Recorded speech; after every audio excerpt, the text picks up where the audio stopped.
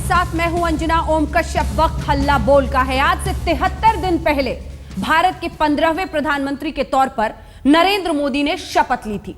वो नरेंद्र मोदी जिन पर पूरे चुनाव प्रक्रिया तक सांप्रदायिकता के आरोप लगते रहे।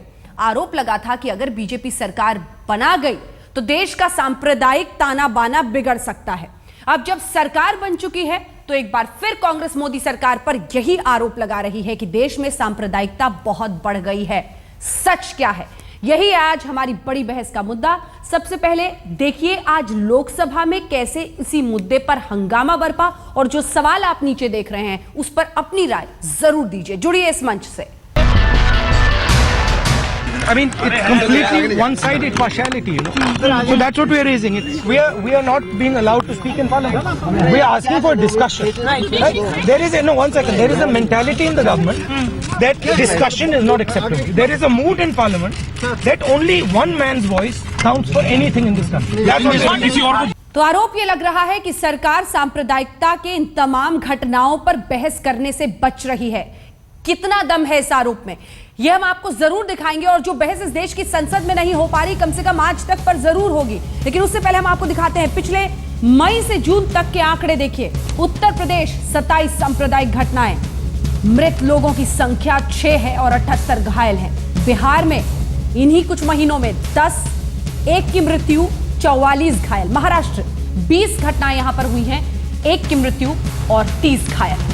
इसके बाद भी पूरी लिस्ट है तमाम राज्यों की। राजस्थान में देख लीजिए, इनमें से कई बीजेपी शासित राज्य हैं।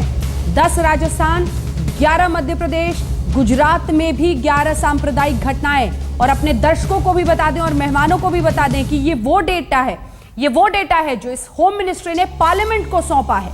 सांप्रदायिक घटनाएं कुल 113 हिंदुस्तान की जमीन पर, और ये मई से जून में हुआ है। मृत लोगों की संख्या 15 है और 318 लोग घायल हुए हैं। इस देश में एक जान की कीमत क्या है, इसी से पता चलता है कि किस तरह की राजनीति उसके बाद होती है। 15 लोग सिर्फ इन 2 महीनों में मारे गए हैं सांप्रदायिक घटनाओं की वजह से। अब आपका परिचय उन खास मेहमानों से करा देते हैं जो हमारे साथ इस चर्चा में शामिल हो रहे हैं। शाहनवाज हुसैन साहब भारतीय जनता पार्टी का पक्ष रखने के लिए हमारे साथ जुड़ गए हैं। पीएल पुनिया साहब हमारे साथ जुड़ गए हैं। केसी त्यागी जी राज्यसभा सांसद जेडीयू से हमारे साथ जुड़ गए हैं। राकेश सिन्हा जी हमारे साथ आरएसएस आइडियोलॉग जुड़ गए हैं। गौरव भाटिया समाजवादी पार्टी की तरफ से कुछ ही देर में हमारे साथ जुड़ जाएंगे। शाहनवाज हुसैन साहब, ऐसा क्या है कि इस मुद्दे पर आप बहस करने को तैयार नहीं है? क्योंकि मुझे जितना याद होता है, आप लोग पहले ऐसे मुद्दे पर खुद ही पार्लियामेंट में कहते थे कि ऐसी घटनाओं को कैसे सरकार नजरअंदाज कर रही है। आज आप क्यों मौन हैं इन मुद्दों पर? आज ये आंकड़े, ये जो घटनाएं हो रही हैं, आपको क्यों नहीं परेशान कर रही हैं? क्यों बच रही है सरकार इस पर बहस से? देखिए, इस पर बहस तो पूरी राष्ट्रीय बहस हो गई, जनता के बीच में हो गई। कांग्रेस ने और ये जितने उनके एलाइज हैं, चाहे जदयू के लोग हों या जो भी बैठे हैं, उनसे पूछिए कि उन्होंने सांप्रदायिकता बनाम धर्मनिरपेक्षता चुनाव लड़ा। पूरे मुल्क में कहीं पर भी महंगाई के मुद्दे पर, बेरोजगारी के मुद्दे पर, देश के अन्य मुद्दे पर चुनाव नहीं लड़ा। सिर्फ नरेंद्र भाई को सांप्रदायिक बताना, बीजेपी को सांप्रदायिक बताना, देश की सांप्रदायिक ताना बाना को खतरा है, ये कह के चुनाव लड़ा। देश की जनता ने इनके बात को रिजेक्ट किया। जो पार्टी इस तरह का मुद्दा उठाई उसको जनता ने पूरी तरह से सफाया कर दिया। शाहनवाज जी, ये सत्ता का गुरूर कहलाता है कि एक जनादेश को आप हमेशा इस्तेमाल करते रहें और बहस इस आड़ में ना करें कि उस वक्त फैसला हो गया। नहीं, मैं आपको कह दूं कि पिछली जितनी आज तक पे डिबेट है निकालिए, चुनाव से पहले पूरा चुनाव इसी मुद्दे पर लड़ा। हमारी पार्टी आज पूरे देश में, आज जो सरकार है, सांप्रदायिक सौहार्द के लिए काम कर रही है। कहीं पर अगर समाजवादी पार्टी की सरकार उत्तर प्रदेश में है, सांप्रदायिक हिंसा बड़ी वहां हुई है, उसकी बात भी बीजेपी पर थोपी जा रही है। पूरे देश के अंदर नरेंद्र भाई के प्रधानमंत्री बनने के बाद जो गलतफहमियों की दीवार इन्होंने खड़ी की थी, वो हट गई है।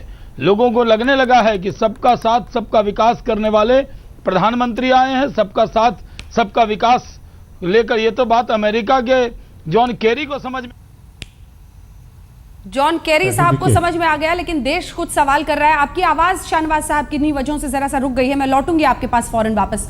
पुनिया साहब, राहुल गांधी को गुस्सा आता है, वो संसद के वेल में पहुंच जाते हैं, लेकिन जब स्पीकर पूछती है खड़गे साहब से कि जरा बताइए किस घटना पर चर्चा करना चाहते हैं आप, दंगों के बारे में आंकड़े पूछती हैं तो उन्हें जानकारी तक नहीं होती है, सिर्फ एक स्वांग रचने की कोशिश होती है संसद में। अगर वाकई बहस चाहिए थी तो कम से कम आंकड़े और जानकारी तो हासिल करके आते खड़गे साहब। देखिए अंजना जी, इतने दिनों से संसद चल रही है, एक आम प्रवृत्ति हो गई है सरकार के सामने कि कांग्रेस पार्टी की तरफ से जो भी कुछ कहा जाए उसकी अनदेखी की जाए, और उसी के तहत में तो लीडर ऑपोजिशन वाला इशू भी आया, उस पे भी वो जो नजरिया लिया गया। पुनिया साहब, मेरा सवाल नहीं हाँ, मैं आ रहा हूँ, उसी पर आ रहा हूँ। सवाल का पहले जवाब दीजिए ना, फिर अपनी बात कहिएगा। जब वो नोटिस दिया गया है, आप संजीदा है इस मुद्दे पर, तैयारी क्या थी, मेरा ये सवाल है।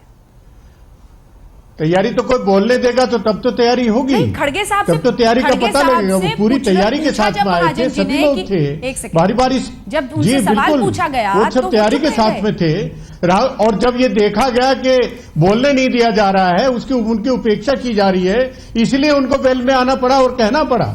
और यहां तक कि अप्रत्याशित रूप से स्पीकर के ऊपर भी उन्होंने आरोप लगाया, और वो ये बाध्य होकर जब उन्होंने देखा कि अनदेखी हो रही है, बोलने नहीं दिया जा रहा है, सिर्फ उन्होंने आरोप लगाया कि सिर्फ एक ही आदमी की आवाज सुनी जाती है सरकार की, और बाकी विपक्ष की आवाज नहीं सुनी जाती है, तो जाहिर है कि उनको इधर वेल में आना पड़ा और अपनी बात कहनी पड़ी। जब बहस होगी, बहस होने दी जाएगी, कहा गया कि शुक्रवार को बहस होगी, जब बहस होती तो सभी आंकड़ों के साथ में वो बात होती, तब पूरी बात होती, लेकिन बात करने का मौका ही नहीं दिया गया, तो इसलिए ये भ्रम की स्थिति अब तो हो रही है। ठीक है, मैं एक बार केसी त्यागी आपके पास आना चाहती हूँ, क्योंकि त्यागी जी आप बड़ा मुस्कुरा रहे थे जब शाहनवाज हुसैन साहब कह रहे थे कि आप लोगों ने पूरी, खासतौर पर जेडीयू ने तो पूरी आई नहीं। हाँ शाहनवाज जी, ठीक है, अपनी बात पूरी कर लीजिए संक्षिप्त में। ठीक है, मैं कह रहा हूं कि जब पूरा चुनाव जो हुआ था, हाँ। केसी त्यागी जी तो सांप्रदायिकता के मुद्दे पर ही हमसे अलग होके गए थे, हाँ। और 20 सीट था, ये 2 सीट इनको मिली। तो अगर ये इसी मुद्दे पे गए थे, बहस तो पूरी बिहार में इसी पे बहस हुई, पूरे देश में बहस हो गई। जहां तक पुनिया जी ने जो कहा कि नियम के बिजनेस एडवाइजरी कमेटी की मीटिंग में कल तो कोई कांग्रेस ने इश्यू नहीं उठाया, और नियम के तहत ही चर्चा होगी ना। हमारी सरकार चर्चा से नहीं भाग रही है, लेकिन कोई मुद्दा नहीं मिल रहा तो आप कहिए सांप्रदायिकता पे चर्चा करो। सांप्रदायिकता पे चर्चा एक नहीं अनेक बार करने को तैयार हैं, और पूरे देश में इसी मुद्दे पे चर्चा इन लोगों ने किया है। हम चर्चा को तैयार हैं, चर्चा से भाग नहीं रहे, लेकिन क्या होगा, राहुल जी पिछली बार की तरह 0 आवर में पढ़कर स्पीच दे देंगे, वो तो नियम के तहत नहीं होगा। नियम कहता है पहले नोटिस दीजिए तब जवाब देंगे, कि हाथ उठाएंगे और आपको तुरंत चर्चा का मौका दे दिया जाएगा। स्पीकर पुनिया जी सीनियर मेंबर हैं, उनसे पूछिए कि बिना नियम के तहत ही चर्चा होगी, किस नियम से चर्चा देंगे। स्वयं कहा कि मेरे पास सूचना आई है, नोटिस आया है, इसके लिए मैं आपको समय दूंगी, मौका दूंगी, लेकिन क्योंकि अर्जेंट मैटर था इसलिए उन्होंने कहा कि हमें वहां भी मौका दीजिए, जिसकी वजह से ये यहां तक स्थिति आई। और जहां तक ये कहना कि सांप्रदायिकता को हमने फैलाया, आज देश में जगह जगह पर आपने ये आंकड़े दिया अंजना जी, जगह जगह के आंकड़े हैं कि देश भर में सांप्रदायिक घटना हो रही है, और उसका मुख्य कारण क्या है? अफसोस तो इस बात का है कि खड़गे साहब आंकड़े नहीं दे पाए ना। कांग्रेस पिछले चुनाव के दौरान से जो माहौल बना है, अफसोस तो यह है कि खड़गे साहब आंकड़े नहीं दे पाए। उत्तर प्रदेश में भी आपकी सरकार है। अफसोस ये है कि विपक्ष की भूमिका निभाने में आप संजीदा नहीं है। उनको बोलने का मौका दिया जाएगा, केसी त्यागी, एक सेकंड, पुनिया साहब, एक सेकंड, पुनिया साहब थोड़ा सा सांस ले लीजिए। केसी त्यागी साहब, जो तमाम बातें कह रहे हैं शाहनवाज हुसैन साहब, आपको भी एक राजनीति का ढर्रा है, और सांप्रदायिकता आपके लिए भी सिर्फ राजनीति का, वोट का मुद्दा है। देखिए, जन आदेश इतराने के लिए और मनमानी के लिए नहीं होते। मैं बहस लंबी हो जाएगी अंजना जी, आप बीच में भी टोक देती हैं, समय भी ज्यादा नहीं होता है। हमने 71 का, 77 का, 80 का, 84 का, 424 वाला भी मैंडेट देखा है। तो शाहनवाज जी बहुत इतराइए, ये जन सेवा के लिए होते हैं, सामाजिक सौहार्द के लिए होते हैं, देश की तरक्की के लिए होते हैं। और आपके जो प्रधानमंत्री महोदय हैं, उन्होंने राज्यसभा लोकसभा में अपने अंतिम दिन कहा था कि मेरा बहुमत है, लेकिन मैं आप सब लोगों से पूछ करके चलूंगा। 4 साल हम देश का निर्माण करेंगे, अंतिम साल राजनीति करेंगे। अब पहले ही साल राजनीति शुरू हो गई, इंडियन एक्सप्रेस कल का और आज का पढ़ के देख लीजिए। 120 जगह पर तो लाउड स्पीकर कहां लगना है। जब रमजान का महीना है आप भी परफॉर्म करते हैं। तो मैं तो पश्चिम यूपी का रहने वाला हूं, मेरी काफी उम्र है, लेकिन मैंने कभी रमजान के महीने में पैरल जो है वो नहीं देखे हैं जो लाउड स्पीकर है। मैं एक संदेश जो बटा है अंजना, उसको अगर नहीं सुनाऊंगा तो मेरी बात पूरी नहीं होगी। मित्रों, आज तो तुम्हारे मंदिरों से स्पीकर उतर रहे हैं। मैं आपको इसलिए त्यागी साहब, मुझे रोकना पड़ेगा आपको, क्योंकि टेलीविजन पर हमें ये नहीं करना चाहिए, क्योंकि जो कुछ लोगों ने मैसेज के जरिए पढ़ा है वो हम देश पर सबको सुनाकर भड़काएंगे नहीं। कम से कम इतनी जिम्मेदारी सांप्रदायिकता बढ़ जाएगी। हम सबको इतनी जिम्मेदारी टीवी पर निभानी पड़ेगी। सीनियर मेंबर हैं, टीवी पर ये जिम्मेदारी जाएगा कि लाउड स्पीकर उतारे जा रहे हैं। टीवी पर ये जिम्मेदारी हमें निभानी पड़ेगी। समाजवादी पार्टी की इल्जाम हम पर दे रहे हैं। राकेश जी भी हमारे साथ जुड़ गए। राकेश जी, एक ब्रेक के लिए मुझे मजबूरन रुकना पड़ रहा है। सिन्हा साहब, एक ब्रेक के लिए मुझे रुकना पड़ रहा है, लेकिन फौरन ब्रेक के बाद आपके पास आएंगे। सवाल यही है कि लोगों का विश्वास ये कहकर जीता गया था कि हम देश में विकास करेंगे और हम अब उन तमाम पुराने मुद्दों से आगे हटकर कदम बढ़ाएंगे। लेकिन क्या कांग्रेस के इस आरोप में दम है कि मोदी की सरकार बनने के बाद सांप्रदायिकता बढ़ रही है?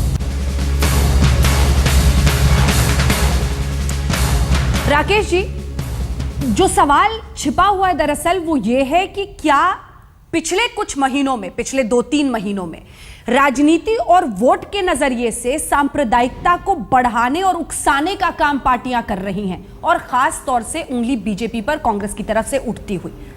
आपकी प्रतिक्रिया इस पर? देखिए अंजना जी, ये बहुत ही संवेदनशील और गंभीर प्रश्न है। इस पर हमें लगता है कि राजनीति से ऊपर उठकर बहस करनी चाहिए कि सांप्रदायिक दंगे जहां भी, जब भी, जैसे भी हों, उसको रोकने का प्रयास हर पार्टी को, हर नागरिक को और मीडिया को करने की कोशिश करनी चाहिए। मैं आपको साधुवाद देता हूं कि आपने, जब त्यागी जी को मैं बहुत आदर करता हूं, लेकिन त्यागी जी जब एक स्टेटमेंट पढ़ रहे थे तब आपने रोका। ये बहुत ही रेयर केस मैंने मीडिया में देखा जब एंकर ने बहुत ही मजबूती के साथ किसी चीज़ पर अपना स्टैंड लिया। अब मैं एक बात पूछना चाहता हूँ, कांग्रेस के यहाँ प्रवक्ता बैठे हुए हैं। 2070 दंगे 2011, 12, 13 3 सालों में हुआ, तो हम कह दें कि कांग्रेस ने दिल्ली से बैठकर दंगे का उपक्रम पूरे देश में करवाया? देखिए कि इस देश में कुछ बीमारियां हैं, जिस बीमारी में एक सांप्रदायिकता भी बीमारी है। इस हकीकत को स्वीकार करना पड़ेगा। और इस हकीकत से हम कैसे निकलें? 60-70 साल आज़ादी के बाद यदि यह बीमारी है, यह दुर्भाग्यपूर्ण है, लेकिन मुझे लगता है कि सांप्रदायिक घटनाएं सांप्रदायिक राजनीति के तहत हो रही हैं या घटनाओं के तहत हो रही हैं। जैसे 2 व्यक्ति लड़ा, संजोग से 2 व्यक्ति 2 समुदाय का है, उसे सांप्रदायिक दंगे का हम रूप दें या गुंडागर्दी का रूप दें, एक यह देखना पड़ेगा। जो दूसरा सबसे महत्वपूर्ण बात है, आज उत्तर प्रदेश में 35% सांप्रदायिक दंगे हुए, पूरे देश भर में जितने दंगे हुए हैं। मेरठ की घटना कल आई है, क्या लिफलेट आ रहा है, उसको रोकना चाहिए राज्य सरकार को। यदि उत्तर प्रदेश के ऊपर बहस होती है तो संघवाद के प्रतिकूल जाती है, और उत्तर प्रदेश की सरकार को यदि बर्खास्त करने की मांग की जाती है तो कहा जाएगा कि नरेंद्र मोदी की सरकार ने आते ही संघवाद के ऊपर प्रहार करना शुरू कर दिया है। कायदे से कहा जाए तो उत्तर प्रदेश की सरकार को बर्खास्त करने की मांग कांग्रेस और जनता दल युद्ध दोनों को करना चाहिए। मैं त्यागी जी का बहुत आदर करता हूँ और मैं कांग्रेस को सलाह देता हूँ कि यदि बहस में उनके पास मुद्दे नहीं हो तो त्यागी जी से कम ये नुस्खा ले लें कि कैसे तैयारी करके लोकसभा में और राज्यसभा में आया जाता है। दूसरी बात मैं कहना चाहता हूं कि सांप्रदायिकता और धर्मनिरपेक्षता बहस आप किस पर करना चाहते हैं? यदि राज्य के अंदर कानून और व्यवस्था है, जिन जिन राज्यों में दंगे हो रहे हैं वहां के विधानसभा में बहस होनी चाहिए। वहां पर आप पब्लिक डिबेट कीजिए, मीडिया को अप्रोच कीजिए, एक कंस्ट्रक्टिव अप्रोच लीजिए। इसको आप मुद्दा नरेंद्र मोदी बनाम सांप्रदायिक दंगा बनाते हैं, अर्थात देश में घड़ी की वही लाना चाहते हैं जहां से 2002 में आपने शुरू किया था। 2002 से राकेश जी, गुजरात किसकी सरकार? बीजेपी। उसके बाद मध्य प्रदेश किसकी सरकार? बीजेपी की। दोनों जगहों पर 11 घटनाएं इन 2 महीनों में हुई हैं। इसके बाद आप पहुंच जाइए राजस्थान, यहां पर भी 10 घटनाएं, ये भी इन 2 महीनों में। फिर यहां पर क्यों नहीं पहल हो रही है? क्या ऐसा जरूरी है कि सिर्फ उत्तर प्रदेश पर ही फोकस रखें, बाकी जगहों पर आंखों को बंद कर ले? सवाल यह है कि जब पहले यूपीए के दौरान ये होता था तो आप कहते थे केंद्र मौन है, अब हम क्यों ना पूछें कि मोदी जी मौन क्यों है? अंजना जी, आपने बहुत महत्वपूर्ण बात कही है और आपको मैं बता दूं कि मैं बीजेपी का प्रवक्ता ना हूं, न सरकार का प्रवक्ता हूं, लेकिन इस विषय पर अध्ययन के कारण मैं कह सकता हूं कि मध्य प्रदेश, राजस्थान और गुजरात तीनों जगह सरकार ने कार्रवाई की है, और तीनों जगह जो घटनाएं घटी हैं वो सांप्रदायिक कारणों से नहीं घटी हैं।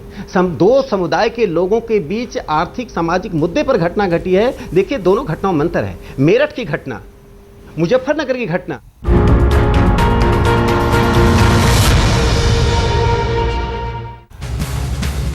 सवाल यही है कि जवाबदेही और जिम्मेदारी तय करने में कितनी संजीदगी है। कांग्रेस पार्टी की तरफ से राहुल गांधी का जब गुस्सा दिखा तो उसमें संजीदगी नहीं दिखी, क्योंकि खड़गे साहब के पास आंकड़े तक नहीं थे कि कहां पर क्या हुआ है, कितनी घटनाएं हुई हैं। लेकिन शाहनवाज हुसैन साहब, बीजेपी शासित राज्यों में भी उतनी ही घटनाएं हो रही हैं। 2 महीनों में 113 घटनाएं।